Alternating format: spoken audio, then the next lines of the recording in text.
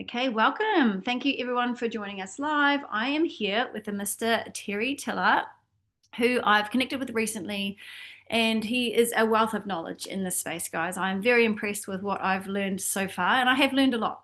And so I know that myself and people in my network have been so keen to learn how to look at projects a little bit more. Um, with a better eye because for some of us it's a very new space, and for many of us we've been in the space for a long time, we've lost funds, and we just want to get better at being able to decipher whether an opportunity is real or not, and what questions to ask, and like what do we do when someone sends us some things, like what are some what are our next steps. And so I invited Terry to talk to us all because he's been in this space for a long time. I'm talking decades, okay? And his passion is actually helping, like, community education. He's very, very good at it. And, he's spoken on multiple crypto stages. He actually knows what he's talking about.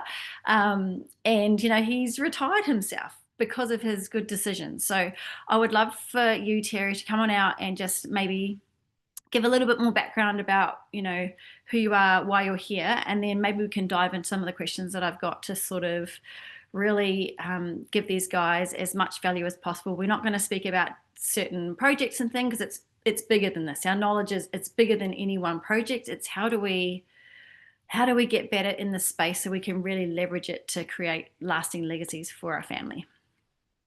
Perfect. Well, thanks so much for having me, and I appreciate the warm welcome, Marnie. So I'm excited to be here. I love crypto. I see crypto not just as a vehicle for financial freedom, which of course I care about. I'm not some monk up in the woods just, chanting by myself up on the top of the mountain, but I also really care about the freedom that it can bring to humanity, right? Crypto was a tool. Still is our best tool. It's the most international in scope of a financial tool where we have the chance to break the death grip that we've been under with central banking. Right. And so this idea that we let one small group of people run a printing press who can print in unlimited quantities and ergo also bribe politicians, bribe anyone they want, steer industry any way they want, has really brought the whole planet into a bad space. And so crypto has a chance to change the world, and blockchain can be used for a lot of very specific applications to create, it's kind of like a truth machine inherently. And so in some ways we want it private in certain departments, and in other ways we want it to be hyper transparent in a way that bad actors can't lie to us. And so it's become a real passion of mine. I've spoke on a bunch of stages. I've spoke many times at an Acapulco. I've gone to a lot of conferences in Miami. I've been a community educator in many different crypto projects. And unfortunately, like everybody else here, I had a learning curve. I had to get hurt a few times to learn some lessons along the way, and they're painful. So if I can prevent any of those painful lessons, we'll try our best to at least look for the biggest red flags and realize that's not always like a hard and fast rule. You still got to be open minded. You can't live the rest of your life just like ultra skeptical, scared of everything. You're going to miss out on way too much if you do. But there's a lot of telltale signs. If we're looking for them, we can avoid them. And so we'll try and get through some of that today. Amazing, amazing. Okay, so what I would love to know first off is, like, I mean, obviously you would get sent things all of the time. Okay, so I want to know, and if someone sends you a video, a little spiel that they've put together, what are your next steps? Because obviously you can't take their word on it, and they may not, people are in scams and they forward those scams on. Okay, so I want to know, like, what are your first steps when someone sends you something? Like, what are you looking for? Well, the biggest one, the biggest red flag, so we go no further and we don't miss this lesson, is watch out for things that offer a fixed return. Like that is the biggest red flag of them all. It's easy in the early days for you to buy into the idea that hey, they're making so much more than this and they're just giving you a fixed conservative amount, right? So because that's the story that they kind of present. They're like, "Well, we're making 73% and we're just giving you 3.7. We're being conservative and we're banking all this other money." Those stories, I've just never seen one of those check out. That is my biggest red flag. If they give you an estimate or a range, I'm still open minded. but it's rare. It's very, very, very rare because in the trading world, even if you're an excellent trader, if you're world class, if you have BlackRock's Aladdin machine, the markets still go up and down, right? They can make money in an up and a down market, but they need volatility, and there are times in the market where there's very little volatility. So where are the returns going to come from that they're promising that they owe you? It doesn't work, right? And so I like, for example, just generically speaking, if you're in crypto, I like token based rewards. Those can be fixed, but not the USD amount, not some return percentage on my dollars. That's the biggest red flag of them all for me. It's the one where I'm totally cutting out and running. If they say we tend to be trading within this range, okay, the mine remains open. Let's explore a little further. Okay. And if something is like, I know that leadership is very important, like who is the team behind projects. So, how deep do you go into looking into them and where do you check? Like, are you using AI? Like, how do you find that AI's role is in this sort of due diligence process? You you have to check some, right? But you also have to watch out because if you're expecting any human to be infallible, I mean, that's not sanity. If you're expecting that just because, oh, someone was bankrupt once before, well, maybe they learned some lessons and maybe they're a better person today. Maybe they were bankrupt when they're in their early 20s, but now they're in their 50s and they understand the mistakes that they made and you got to move forward. So you've got to look at who the people are behind it. And one of the things I say too is it depends how much money you're putting in. If I'm just throwing, a small amount, let's just use $1,000 as a baseline amount. If I'm just throwing $1,000 at something, I'm gonna do a lot less research. But it depends on your comfort zone with $1,000. For some people, that's a lot of money, and that's not an insult or a judgment. And for some people, that's just not a lot of money. They're willing to take a chance on a flyer, or a risk to reward ratio might be good. So, but if I'm going to put a lot of money in, for me personally, I tend to get on a plane. At some point in time, I want to get on the plane or send someone I really trust, but I prefer to go myself. I like to know the owners. I want to meet them, look them in the eye, have dinner and drinks with them, meet the family, meet the team behind, meet the legal guys, meet the partners. That still doesn't guarantee that I'm not going to get hurt. It doesn't guarantee that maybe they're not scammers. Maybe I look them in the eye and I trust that their intent is good, but it doesn't guarantee they're going to be able to execute on their business model. Everyone's got a great vision, a great plan, a great idea, still got to execute. So that strategy alone hasn't prevented me from not getting hurt, unfortunately, but I do sleep a lot better at night because I can think back to those experiences and I can ask them hard questions and also see how they react when the hard questions come out. It's easy for the average person's asking softball questions and they've seen them and heard them all and they're easy and those answers are easy. But what happens when you press them a little bit? How do they react? And so that goes a long way. But I'm not saying I don't use AI. Sometimes I'll use AI to try and summarize something for me, Mhm. right? But one of the biggest problems in our society is how you prompt AI. I don't think people understand how large language models are trained. That's what they're called, the AIs. If you prompt it just in a way, like if you prompt it with a negative prompt and say, is XYZ a scam? Well, you've preempted what you want the AI to go find, and you've skewed the eyeball and the lens and the tone it's going to come back with. And so if it can find anything slightly red flaggish or slightly an anomaly to a baseline, but that baseline may be just comparing it to Bitcoin. And Bitcoin is not perfect by any means. So if you're just asking it to compare it to Bitcoin and it comes back, it's like, there's some red flags you should probably run. We live in a society where people don't want to think for themselves. And you can't do that when it comes to your money, right? So you've got to take everything AI says with a critical grain of salt. So if it sends you down a few rabbit trails, go down the rabbit trails before you say no to something, because not getting scammed is very important, right? There's a few financial advisors used to say, rule number one, don't lose your money. Rule number two, see rule number one. So I get that sentiment. I get that you don't want to lose, but missing out on a big opportunity is a much bigger loss in most cases. If you're looking at something that might multiply your money by 100x or 1,000x, and you missed out on it to save $1,000, and you're like, wow, $1,000 not lost. Yeah, congratulations, except you might have lost on a million. And so you're forced to dig below the surface at some point, right? I looked up a project in the last 6 months, right? And it was like, well, this guy had some connections with a guy who went to jail. AI kind of brought back something like that. Didn't mean he was involved or he did anything wrong. And when you look below the surface, the guy who did go to jail did do one major thing that landed him there. Not that all of his ideas were bad, not that they were all bad people. And so you overlook that. Another one I looked into, this guy who had a bankruptcy. Well, I shouldn't just automatically assume that every venture he's going to do for the rest of his life is going to fail. Entrepreneurs learn lessons, sometimes have bad partners, legal problems that they can't. They, I was in another project before where I think two of the four partners had great intentions.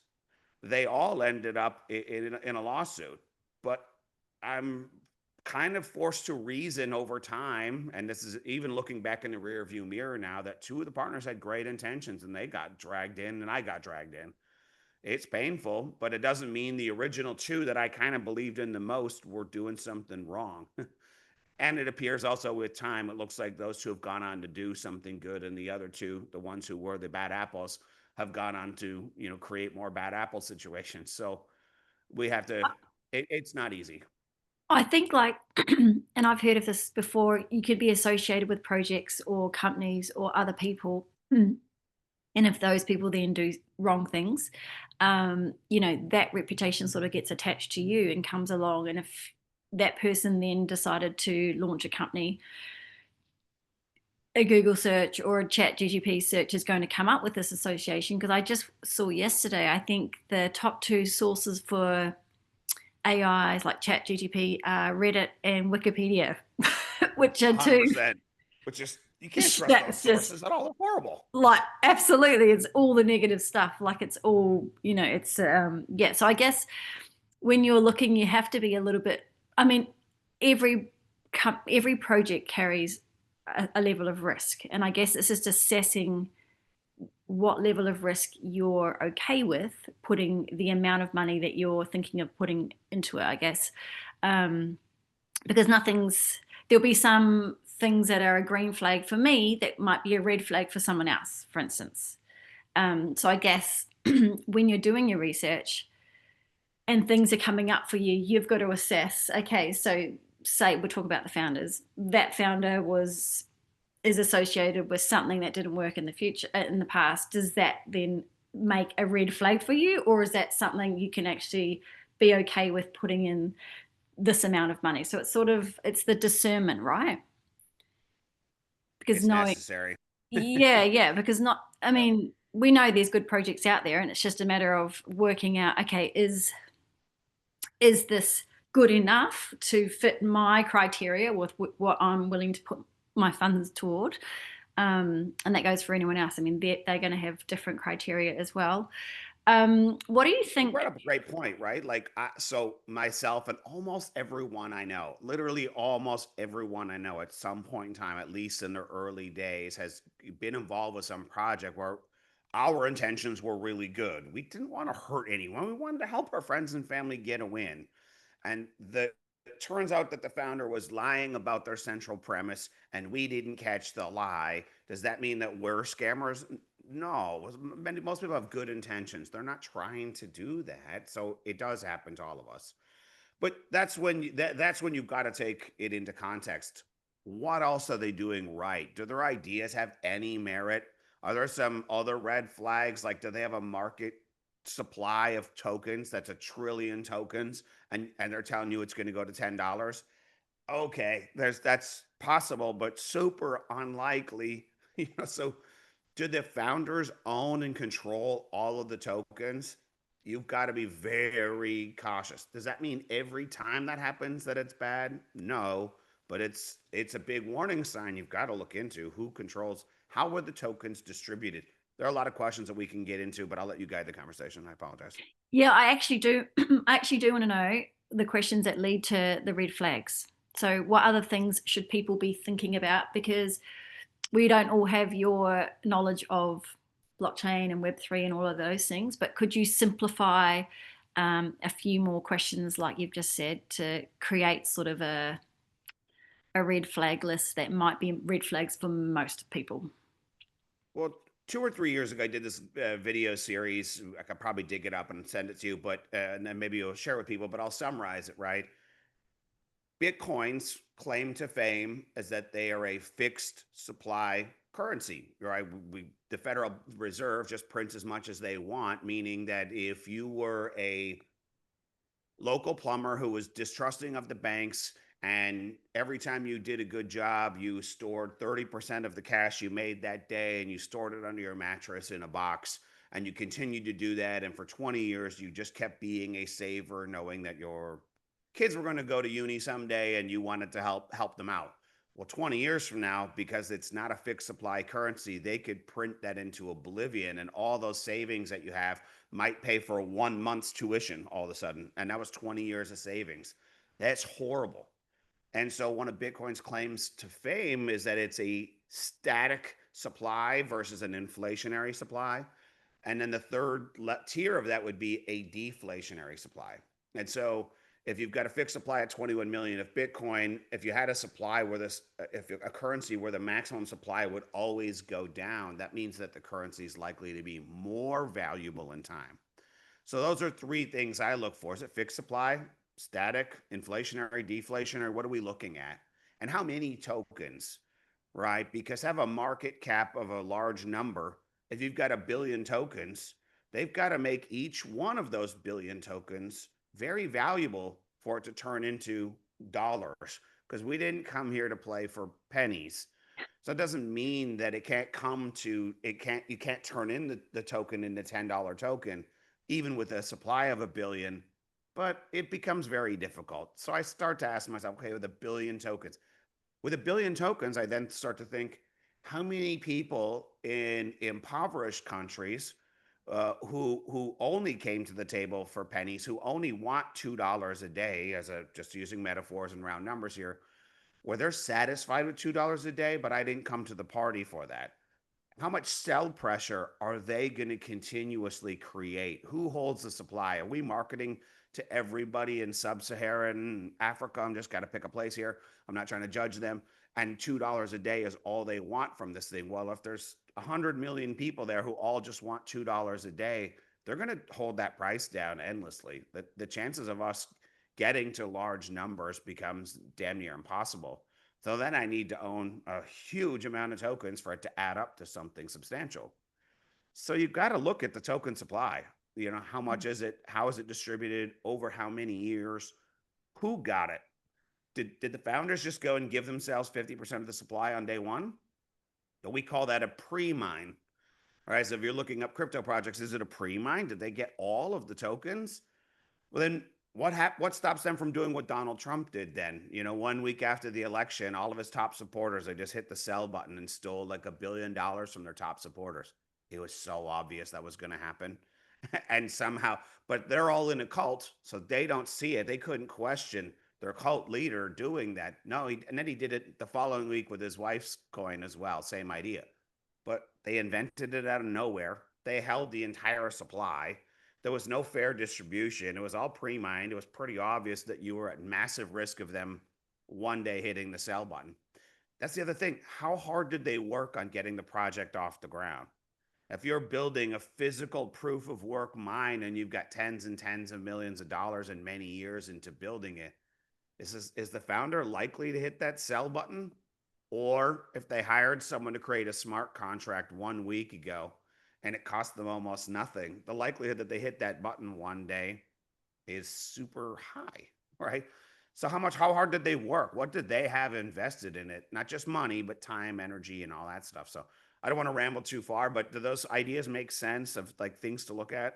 Yeah, it does. I've got another question based on my history. I'm not going to use projects, but just, okay, say someone sends you a project and it's trading, could be crypto, could be Forex, whatever. The trades look real. Um, everything sort of checks out because of what you can find. If there's no information on the founders, is that a big definite no?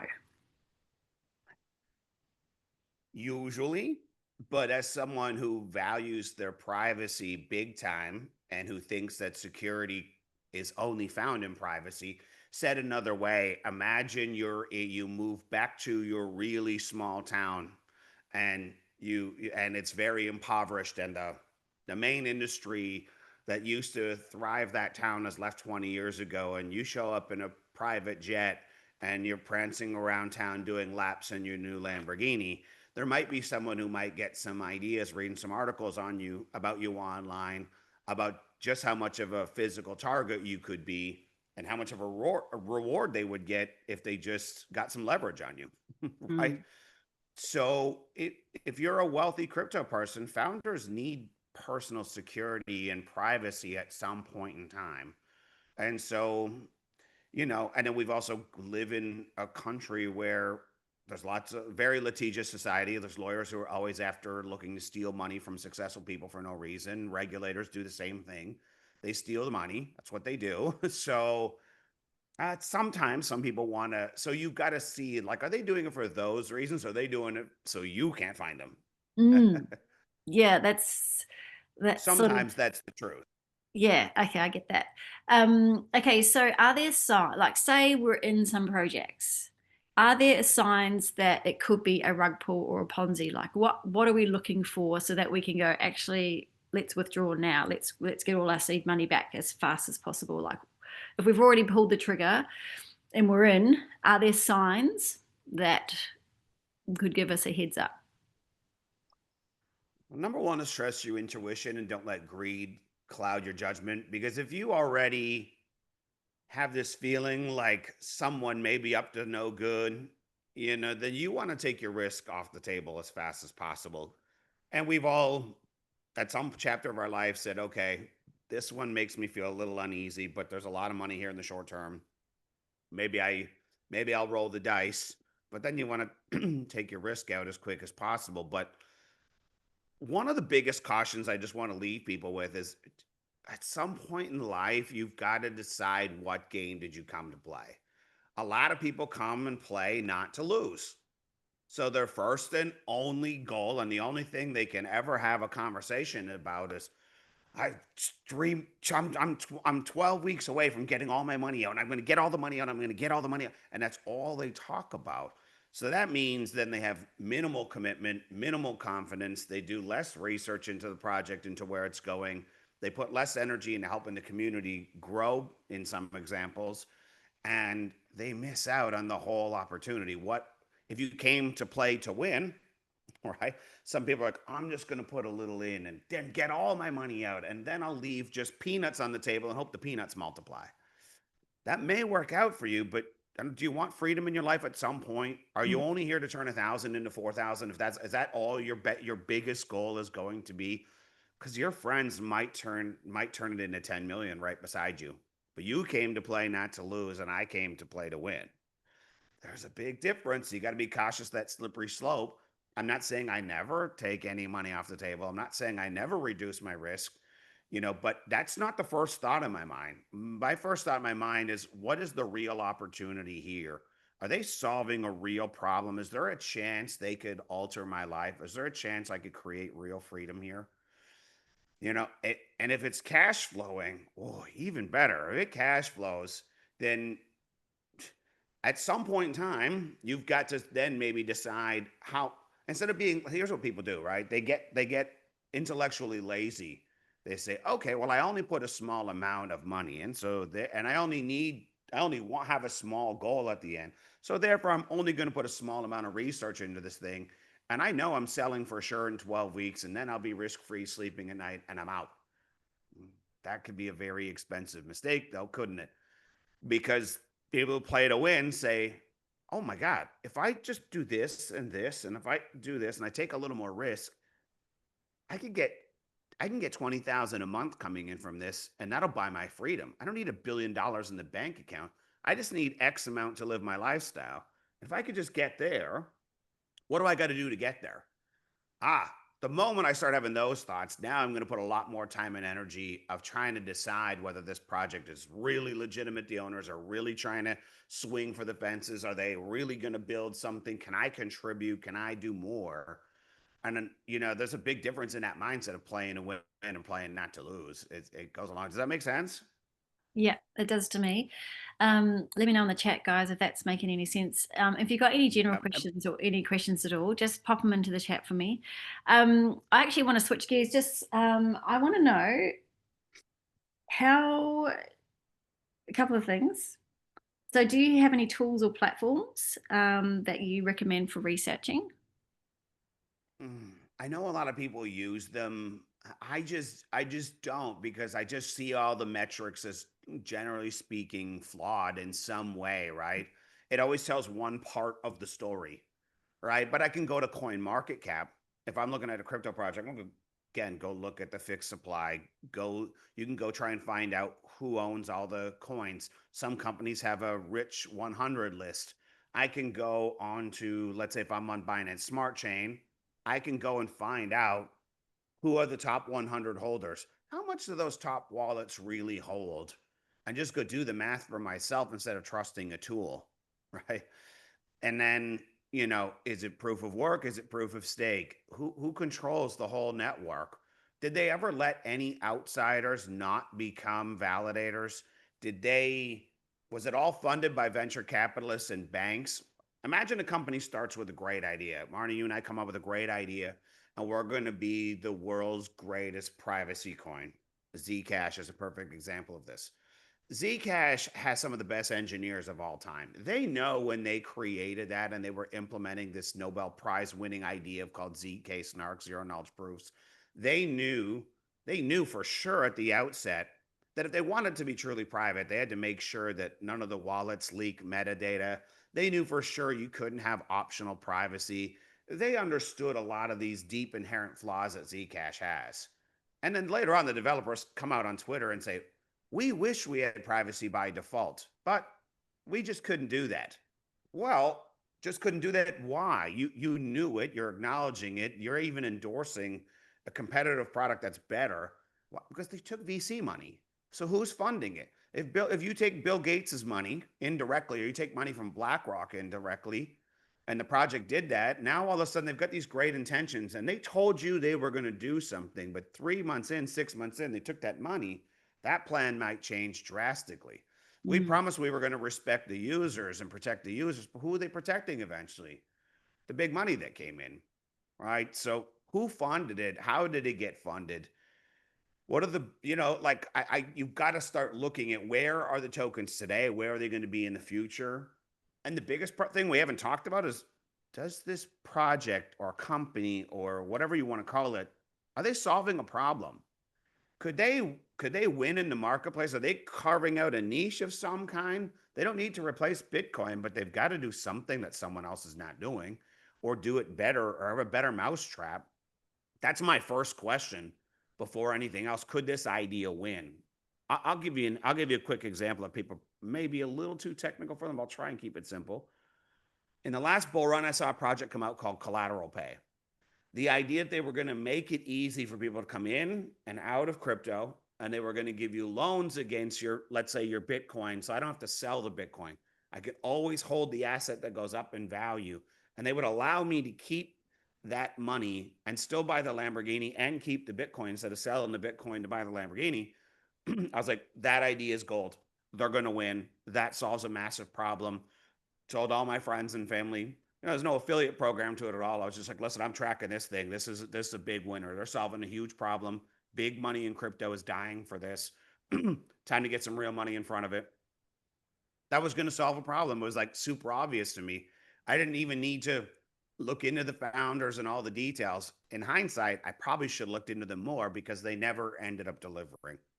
Now, whether that was from bad intent or good intent, it's hard to say in hindsight because I didn't look into it enough. I just heard the idea. They seemed super credible. Their marketing was awesome. Their community was fired up. Everything seemed to make sense. But the first thing that clicked right away is, that's solving a problem. I'm interested. That can win. Because you've got to ask yourself that for, there's a million projects and everyone's got a Me Too thing. That the founder's the greatest. He sings "Kumbaya" the best. He holds hands with everyone. He sings the company song well. Got a great voice. Those things don't matter. Are, is there a reason for their existence? Yeah, I always think that, are they just in to make money? Is it literally just lining pockets here? Is it just or is there a purpose, like, they have a good mission, or like, why do they exist? Why was it created? And this actually is not something that I thought of back in my journey. I was all just, oh, I can make a set amount of money per week. Like that, it sucked me in. And I was so fresh. It was my first ever thing. And yeah, but now I've learned so much. Let's just say the old money's gone and the new one is here, and we're having better conversations. I have another question for you. Okay, so um, I want to know what you think, like, how do you see the passive income opportunities in Web3? Like, is it getting safer for us? Are there more bad actors? Like, how have you noticed it in this landscape? Well, that depends on which time frames, right? Like I think there's windows of time where it gets better and then it gets worse. I think it kind of ebbs and flows. For a few years, wow, it got really bad. There was some major multi-billion dollar, that in hindsight they were all scams and it was pretty obvious. And but a lot of people participated. A lot of people did make money short term. But you got to be really cautious of that because we were in a program that seemed really legitimate. It actually went on great for years. So eventually you start to feel like, yeah. And it was a personal friend who told me about it. And I went on broker trust a lot, right? My personal friends, I know this guy. I've watched them do what they said they're doing. I've seen it with my own eyes. And all right, and then you start out small and then you scale your way in. And a lot of us made a lot of money for a while until we didn't, and then near the end, we had a friend who put $1 million in, and a few months later, the program's gone. Yikes. That is very scary. And so, and I've looked at lots of different ones because I'm always trying to find ways. How do I help my friends and family win? Like a lot of people just need small wins. Not everyone needs to get the big money. Some people are just looking for an extra $500, and someone's got a cool, slick, unique idea. A buddy of mine called me last night and he said, "Well, I got this sports betting thing that's looking really interesting." I said, I'm open minded. If it'll help some people, we'll look at it." And I was like, "How much risk are we talking?" He's like, "Well, there isn't really risk because you're not just betting on the winners and the losers. What they're doing, and I haven't decided if I'm doing it, but there's an arbitrage between all the incentives given on this betting platform and this betting platform." And he's like, "And so we bet both sides of the game. We bet it to win over here. We bet it to lose on this platform." He said, "But we've got this calculated formula that we make profit every day, no matter who wins or who loses." Because I've also looked at sports betting programs where they were telling you that the games were rigged and they could figure out who the winner was. And I was like, well, that's interesting. Hey, you make some money sometimes. You bet on the Super Bowl just for fun and made $5,000 one year. I was like, all right, good deal. All right, maybe they can predict it. But then you start losing too often, and you're like, all right, that's not going to work. So you say, is it safer or riskier? If they got one where you win money, whether the team wins or loses, that's kind of interesting. So I'm willing to take a look. Like I told my buddy, I'll look closer at it. But I think it's about looking for those fixed percentage things. Those are not safe, and I don't think they're ever going to be safe. But what I do like a lot for passive income is if I'm getting token rewards in one fashion or another, then I've got to ask myself a few pertinent questions. Do I think that the token rewards will have longevity of some kind? And longevity doesn't need to mean 30 years. Can I count on it for a few years?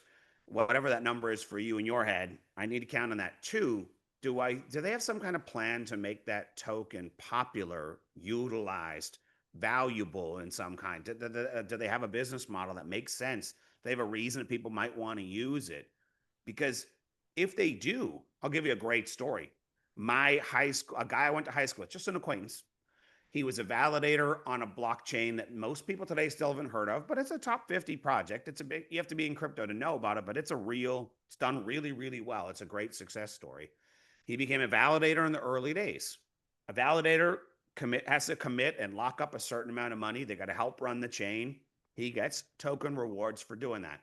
See, but he's on a real blockchain. That's the first thing. Are you getting token rewards just because you bought into some random NFT, because you bought into some random just smart contract, just sending out tokens kind of program? You got to start looking at why are they sending you tokens? Are you doing something for them? Is there a purpose for it? But he goes and he does it. He takes his chances on it. My brother goes for a ski trip over to Austria. Guy randomly reaches out. I'm going to meet you for a ski trip. My brother's like, what? Guy meets him. They hung out for weeks. He's like, I got lots of time and money, freedom. He's like, oh, I'm in crypto. My brother's like, yeah, we are too. What do you got? He's like, well, I'm a validator. My brother's like, I need to learn more about that. Like, I've heard the term, but I don't understand how that works. He pulls up his screen. He's 35. He's 33, or he was 35 years old at the time, and he had $32 million in his bank account. And he was still generating enormous sums of money on a regular basis because he's an owner of a blockchain that was successful.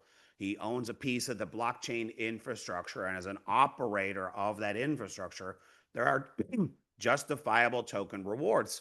And that blockchain became popular, and a lot of people use it. And there are a lot of gas fees and transaction fees, just like Visa and MasterCard do. There are real transaction fees.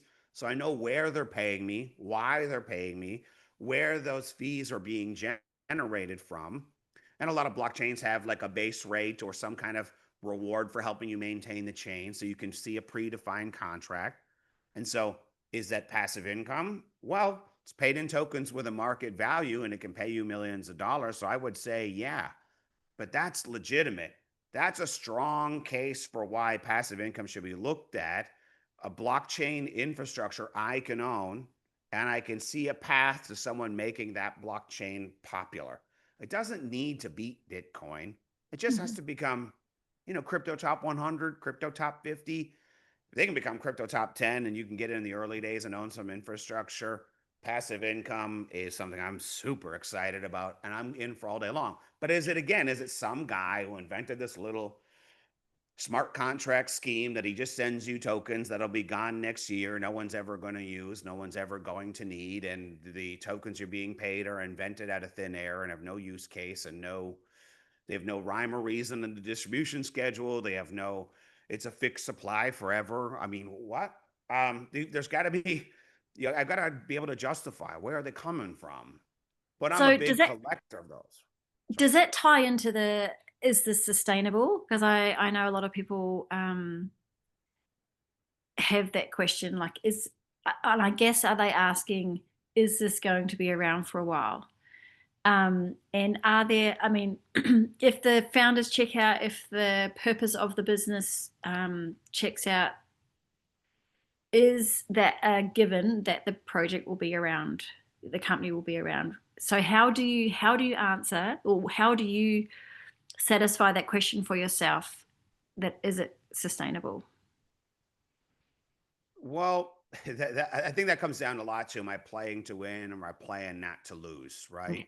Because my if my goal is freedom, my goal is not to like, hey, I'm going to triple my money over here. So what? There's a million places you can do that. We're in a crypto bull run right now. You're about to see a window of time coming up very soon if you're paying close attention, where every crypto project will go up by like 10 or 20x, probably in a matter of like 2, 3 weeks. It'll happen so fast. And if you get in at the bottom and sell at the top, you get like 20x your money. And most of those things are not sustainable. And it'll happen even in projects you've never heard of that have no use case and won't even be around 5 years from now. So tripling my money is not a reason to come play the game. Oh, I could double my money. I could take my risk off the table in a week. Who cares? I mean, I know some people do, and I don't mean to belittle it. It's just that's not my mindset.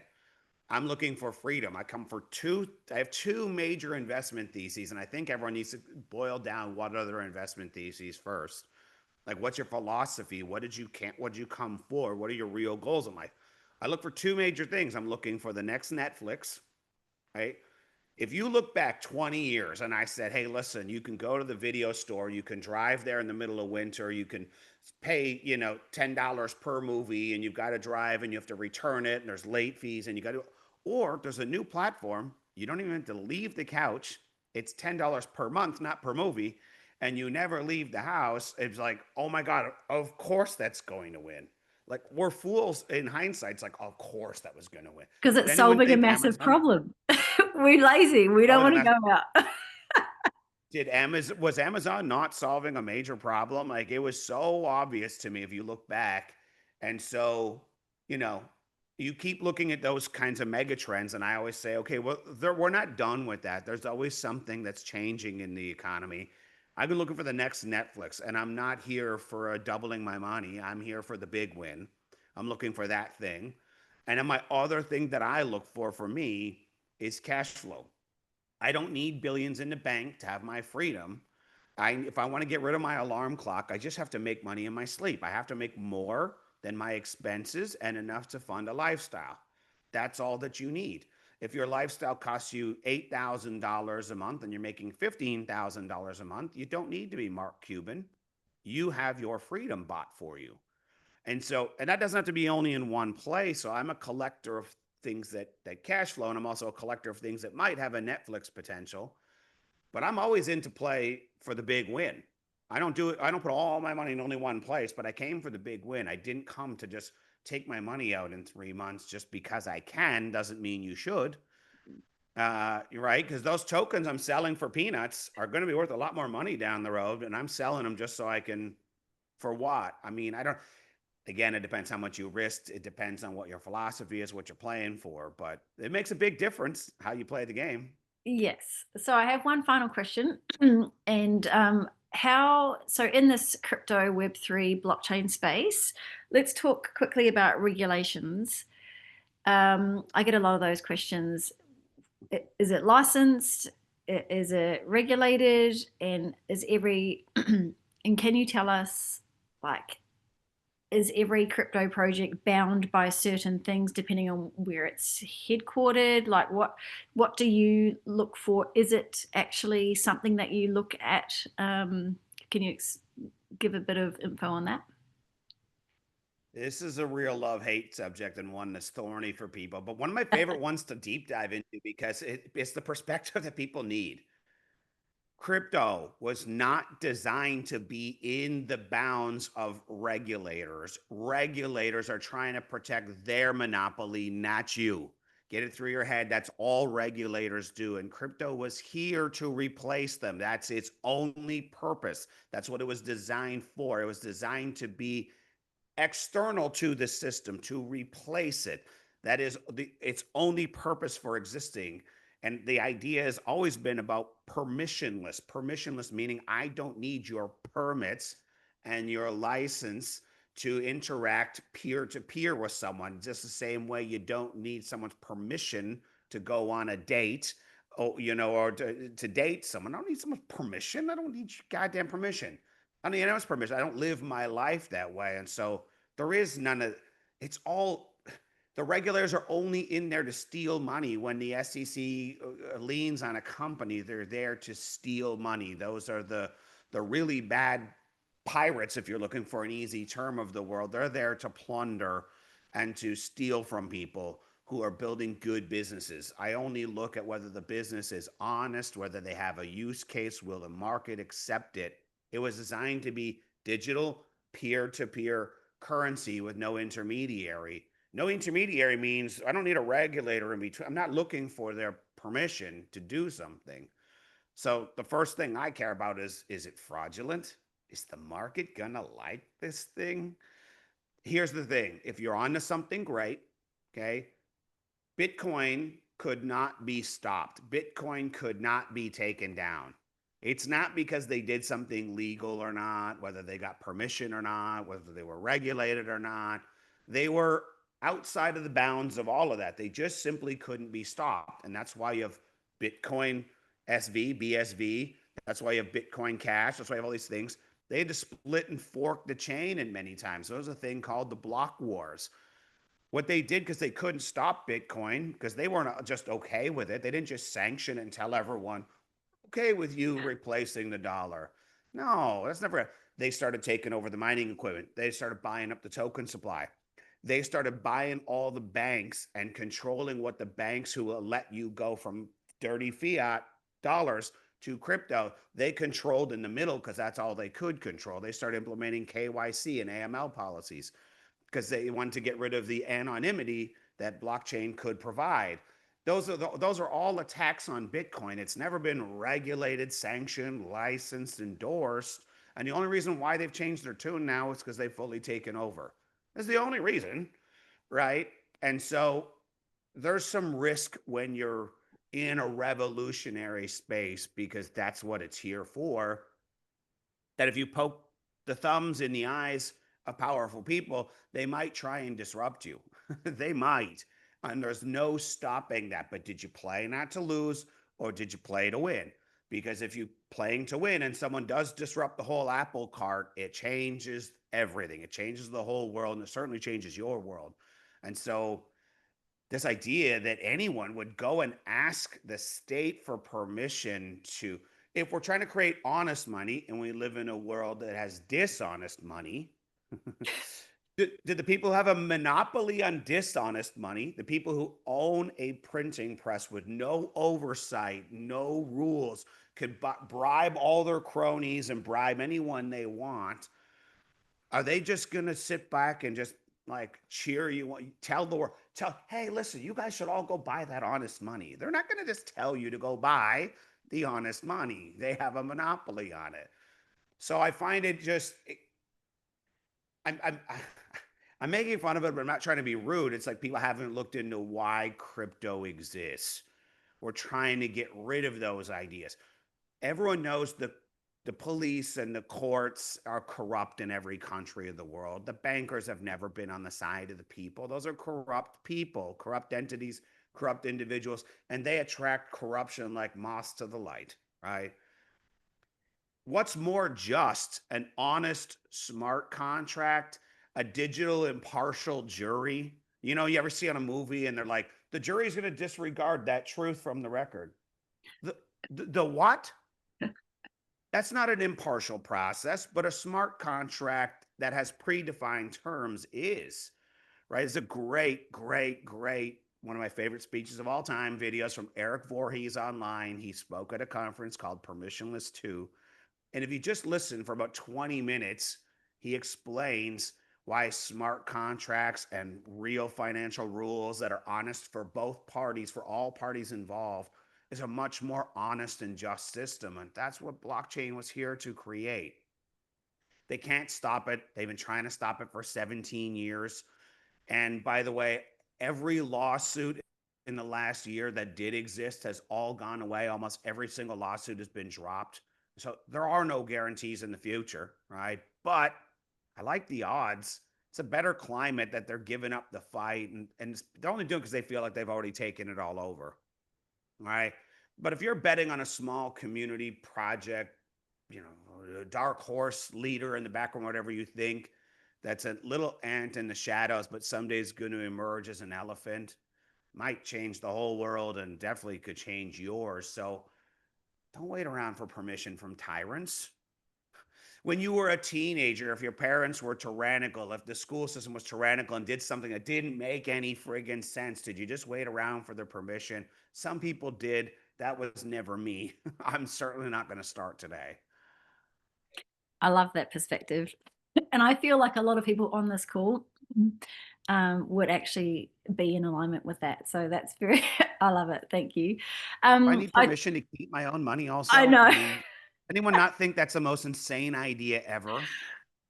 I know. But you know what? I do, and I think maybe it's from people who are newer to this space and they aren't, well, maybe if there's someone that's cool, they now know they just need to step back and think, why am I here? What am I even looking into these things for? You know, because we're here to make change. Like, we know the system's broken, so we need to make and create some income for ourselves outside of that system, so we have options. And Mandatory. that comes with certain things. You know, it's not as black and white as the system that we've grown up with. So, you know, you've got to be a little bit more, as I said, as you said, open minded. And I guess I think, well, I've got a lot of value out of this in terms of the questions that you run through your mind when you're thinking about a project. And, you know, if your buddy calls you and says, this is how it works, you like step back and go, okay, well, why does it exist in the first place? So I found that really helpful. So I hope everyone on the call did as well. I will wrap it up here because we've spoken for way longer than I thought we would. So I really Oh, appreciate your time. No. It's good. I love it. So I really want to say thank you so much, Terry, for tuning up and helping us understand a little bit better about the better questions that we should be thinking about. And I like that. Better questions, right? yeah, better questions so that we can actually change things for ourselves. And I think that's where we want to go. We don't want to choose the wrong thing. God, we've all had a learning curve, but we don't want as big a learning curve as some of us have been through. And I think this is going to help us move forward, and that we can be a little bit more confident in our decisions to say yes or no for our family. So thank you so much. I'll I'm leave you seeing some one thank yous. Go. just one closing thought, Marty, and thank you so much for having me. And I hope everyone, got something, some nugget in there. But and I apologize for the rants. I get excited, but the system that we're in was rigged for you to fail. It's not optional to stay in it and only in it forever. It was like there used to be when our parents used to be able to have one in household income, buy the house, the boat, the cottage, and live a great life and sleep comfortably and send their kids to school. Today, no one can even afford a house. I got cousins who are in their 30s who can't leave home. They can't even make it work with roommates. Like it's the system is rigged for you to fail. You can't just stay in it no matter what. And you at some point you've got to believe that those people have your worst interests at heart. And sometimes not everyone who's creating something outside of the system is out to hurt you or take something from you. Maybe they're trying to build something great and they just want you to be a part of it. And we could be a part of something that maybe changes the world and certainly changes our world. And sometimes you've just got to lean in and you've got to take some calculated risks. It's necessary, but don't be fools. Ask some good questions. Don't let the greed get in the way. And don't just take the face value answer from AI. Dig a little deeper and we can do some great things together. So if there's any other way I can help any of you, maybe we're connected on Telegram. If not, Marnie can connect us, and I'm happy to help. Marnie, thank you so much for your time. Great to finally get to know you and see you face to face. So much better to talk face to face once in a while, right? It is. All right. Thank you so much. All right. We'll speak to you all again soon. Perfect. Have a great day. Bye.